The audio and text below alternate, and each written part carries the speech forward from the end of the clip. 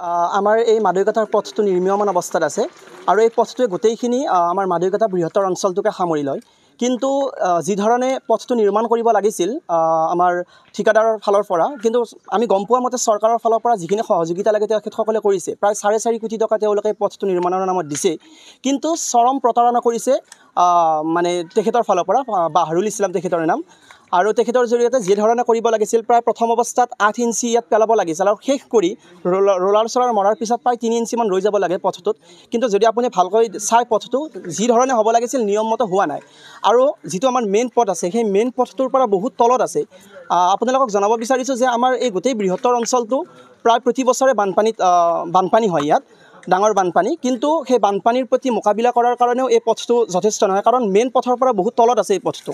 সেইকাৰণে আমি বিচাৰোঁ ইয়াত ন্যায় হ'ব লাগে আৰু যি ধৰণে নিৰ্মাণ কৰিব লাগিছিল তেনেধৰণে নিৰ্মাণ কৰিব লাগে আৰু চৰকাৰৰ ফালৰ পৰা ইয়াক লক্ষ্য কৰা উচিত। অকল ঠিকাদাৰসকলক এৰি দিয়া উচিত নহয় বুলি আমি ৰাইজৰ ফালৰ পৰা এইটো কথা দাবী জনাওঁ চৰকাৰক। আমাৰ যিটো প্ৰথম অৱস্থা সিফালে মাদৈকাটাৰ সিটো কোণত কৰি থাকোঁতে মানুহে যেতিয়া কৈছিল আপোনালোকে যেনেধৰণে কৰিব লাগে তেনেধৰণে কৰা নাই, তেতিয়া কৈছিল আমি নকৰোঁ, তোমালোকে কি কৰিবা, যদি আমাৰ মতে কৰিব নিদিয়া তেতিয়াহ'লে আমি নকৰোঁৱেই কাম। এনেকুৱা ধৰণৰ তেওঁলোকে চৰম ভাবুকিও দিছিল জনসাধাৰণক। 4 কিলোমিটাৰমান হ'ব সৰ্বমুঠ গোটেই মানে মাদৈকাটাখন সাঙুৰি লৈছে। গুড হুইলছ স্কিম আছিলে এইটো, আৰু তাৰ জৰিয়তে পথটো নিৰ্মাণ কৰা হৈছিল। মই যিখিনি দেখা পাইছোঁ মানে ছাইডত অলপকৈ দিছে, তাৰপিছত আমাৰ গাঁৱৰ মানুহখিনিয়ে ক'লা আৰু যে বহুত কমকৈ দিছে, এইটো নাই ঠিকাদাৰৰ মতে হ'বই আৰু এইখিনিয়ে হ'ব আৰু। পিছত আমাৰ সেইটোও ক'লা যে আমাৰ এইখিনি দেখোন পানী জমা হয়। পিছত মই ক'লোঁ যে আপোনালোকে এইখিনি শিল বেছিকৈ দিব, পানী জমা হৈছে। নাই, আমি যিখিনি কৈছোঁ সেইখিনিয়ে হ'ব আৰু ইমান মানে এতিয়াও পানী জমা হৈ আছে। আমাৰ এইখিনিত মুঠে 1-2 সেনেকৈ শিল পচছি আৰু নিয়মতে হোৱা নাই, মানে নায়েই আৰু শিল। এই ক'ৰবাত 1 ক'ৰবাত 2 সেনেকুৱা আৰু শিল নাই বুলিয়ে ক'ব পাৰি আৰু। আজি কিমান দিনৰ পৰা বেয়া হৈছে? আজিতো মই আজি 4 বছৰ চলি আছে বিয়া হ'বা, কিন্তু তাৰ আগত কি নাছিলোঁ। মই যিমান দেখা পাইছোঁ আমাৰ ঘৰৰ পৰা মানুহ হ'লে এই দূৰতে বাইক থৈ আহিব লাগে, ক'ৰবাত গ'লে চেণ্ডেল হাতত লৈ যাওঁ, আকৌ বেলেগৰ তাত ভৰি ধুই কেনে চেণ্ডেল পিন্ধি যাওঁ। স্কুলৰ ল'ৰা ছোৱালীগিলাতো সেইকেইদিন স্কুলত যাবই নোৱাৰে আৰু। পিছত এই মাক গিলে পিঠিত লৈ কেনে কিবা কৰি কেনে সেনেকৈ লৈ যায়। আকৌ বাকী সেইফালে শাখো আছে, আমাৰ শাখত যায়, বহুত বোকাৰ মানুহ যাবই নোৱাৰে। আমাৰ সিহঁতে গাড়ী চলে, গাড়ী পাকা ৰাস্তাতে থৈ আহে আৰু বাকী এইখিনি ইয়াত এনেকৈ খোজকাঢ়ি অহা যোৱা কৰে। পানী বাপৰে, পানী বোকা বহুত আৰু। হ'ল আমাৰ মাদৈকাটাৰ যিটো গুড হিল স্কিমত এই ৰাস্তাটো চলি আছে, ৰাস্তাটো যি হিচাপত হ'ব লাগিছিল সেই হিচাপত এই ৰাস্তাটোৰ কাম কাজ হোৱা নাই।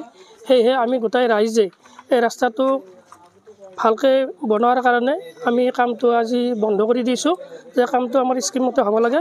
যিহেতু আমাৰ এই মাদৈকাটা গাঁওখিনি প্ৰতি বছৰে বানপানী হয়। এই বানপানীত জনসাধাৰণৰ যথেষ্ট কষ্ট হয়। ইয়াত স্কুলৰ ল'ৰা ছোৱালী গাড়ী অহা যোৱাত খোৱাত বহুত অসুবিধা হয়। ইয়াত মাইকী মানুহখিনিয়ে নিজৰ ল'ৰা ছোৱালীখিনিক কান্ধত বেগ লৈ কোলাত লৈ মেইন ৰোডলৈকে নিব লগা হৈ যায়। তাৰে পিছতো আমি ঠিকাদাৰক কৈছোঁ যে এই ৰাস্তাটো যদি অলপ উন্নয়ন মানৰ কৈ বনালে আমাৰ ভাল হয়। তেখেতসকলে আমাক সেইমতে কৰা নাই। তাৰে পিছত ঠিকাদাৰে বিশেষ নাহে, তেওঁলোকৰ যিখিনি মানুহ আছে সেই মানুহখিনিক পঠাই দিয়ে। পঠাই দিয়াৰ পিছত আমি কৈছোঁ যে ঠিকাদাৰক মাতক, ঠিকাদাৰে নাহে। নাহাৰ বিনিময়ত আমি ৰাইজে আজি এই ৰাস্তাটোত কাম কৰাৰ কাৰণে বন্ধ কৰি দিয়া হৈছে। কিন্তু মেইন বস্তুটো হ'ল মানে যোৱাকালি পেলাইছে, আৰু মই একচুৱেলি সিহঁতক গুটকা মানে 4 ইঞ্চি গুটকা কাটি দিছোঁ। কিন্তু যোৱা 2 দিন বিশেষকৈ মই অহা নাই। আজি ৰাতিপুৱা কমপ্লেইন পাই কেনে মই আহিলোঁ। এই যি তাৰমানে জেগাত অলপ চলপ যিখিনি প্ৰব্লেম পাইছোঁ, মই সিহঁতক কৈছোঁ যে নতুনকৈ মেটেৰিয়েলটো নতুনকৈ মিলাই দিয়ে। আৰু যিখিনি এতিয়া যিখিনি ৰাইজে অভিযোগ দিছে মই মিছা বুলি নকওঁ, কাৰণ মই নিজে আহি পেলাই 4 ইঞ্চিকৈ কম পাইছোঁ। আৰু যিখিনি প্ৰব্লেম আছে সেইখিনিতে মানে ঠিকাদাৰে নিজে ঠিক কৰিব লাগিব। কিমান কিলোমিটাৰ ৰাস্তা এইটো? এইটো টোটেল 4 কিলোমিটাৰ ৰাস্তা। কিমান টকাৰ বাজেট? এইটো এপ্ৰক্সটো এষ্টিমেটটো মই নাজানো। একচুৱেলি মানে টোটেল এমাউণ্টটো মই নাজানো, কিন্তু কিলোমিটাৰটো মই জানো। আপোনাৰ নাম? শ্বেখুল ইছলাম। কি বস্তুত আছে? আছে।